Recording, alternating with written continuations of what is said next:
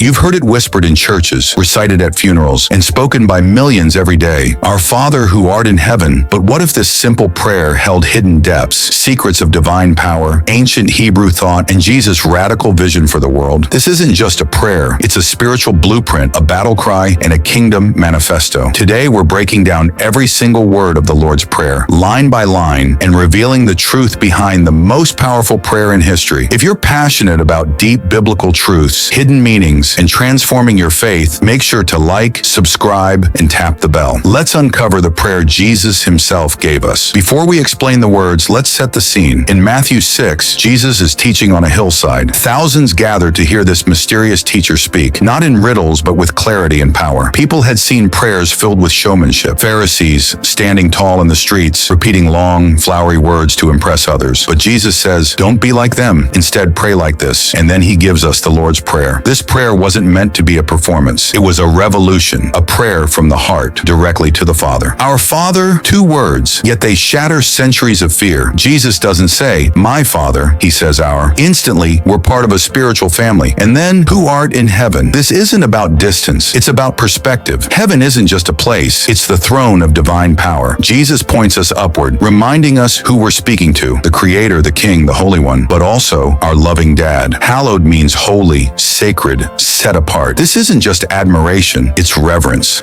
We're not asking God to become holy. He already is. We're declaring it. We're aligning ourselves with his holiness, saying, let your name be revered on earth, in my life, in everything. In ancient Hebrew culture, names weren't just labels. They represented identity, essence, destiny. So when we say, hallowed be thy name, we are honoring all that God is, Yahweh, El Shaddai, Adonai. Now it gets bold. Jesus teaches us not to seek escape from earth, but to pray for God's kingdom to invade it. This line is a battle cry. Let your rule, your justice, your peace break into this broken world. It flips everything upside down. Instead of waiting to die and go to heaven, we're asking heaven to come here. We're saying, God, reign over my family, my city, my heart now. This is surrender and warfare in one sentence. God's will is already done in heaven, instantly, perfectly, joyfully, but earth full of rebellion, pain, chaos. This line is our alignment. We're not praying for our plans, but his. We're saying, let my desires die and yours live. Let your justice replace injustice. Let your love replace hate. Start with me. This is where the prayer stops being safe and starts being dangerous. Notice the shift? We go from heaven's throne to the kitchen table. Jesus reminds us that God cares about the small things. Food, work, provision. Daily bread echoes the manna God provided in the wilderness, just enough for each day. It teaches trust. We don't ask for a year's supply. We ask for today. Why? Because daily dependence builds daily relationship. This line also includes others. Give us. It's not just about me. It's about community, solidarity, compassion. This is the core of the gospel. Jesus uses the word debts because sin isn't just guilt. It's a debt we can't repay. But here's the catch. We ask for forgiveness in the same measure that we forgive others. That's terrifying and liberating. It means you can't hold a grudge and ask for grace. To receive mercy, you must extend mercy. This line invites us into freedom, not just from God, but within ourselves. Does God lead us into temptation? Number. But the Greek word here means trial or testing. This is a plea. Father, keep us from the path that might break us. Shield us from the places where we're weak. Jesus understands the weight of temptation. He faced it in the wilderness. So this line is personal. It's protection. It's humility. It's saying, I'm not as strong as I think. Help me, guide me, guard me. This isn't poetic. It's a rescue mission. The word evil in Greek can also be translated as the evil one, referring to Satan. We're praying for deliverance from spiritual danger, seen and unseen. This is spiritual warfare. It's saying, God, don't just protect me. Pull me out. Break the chains. Rescue me from the trap. It reminds us that we're in a battle, but we don't fight alone. For thine is the kingdom and the power and the glory forever. Amen. This is worship. It brings us full circle. After asking and seeking, we declare, God reigns. God is able. God is worthy forever. It's not just an ending. It's an anthem. The Lord's Prayer isn't a ritual. It's a revolution. Every line reorders our priorities, refocuses our eyes, restores our hearts. It teaches us who God is, who we are, what we need, and what truly matters. It's short but infinite, simple but sacred. It's the prayer Jesus prayed for us to live. If this breakdown opened your eyes to new truths, don't forget to like, comment, and subscribe for more deep dive biblical content. And now before you go, pause, take a breath, and pray this prayer again, slowly from the heart, because now you know what it means.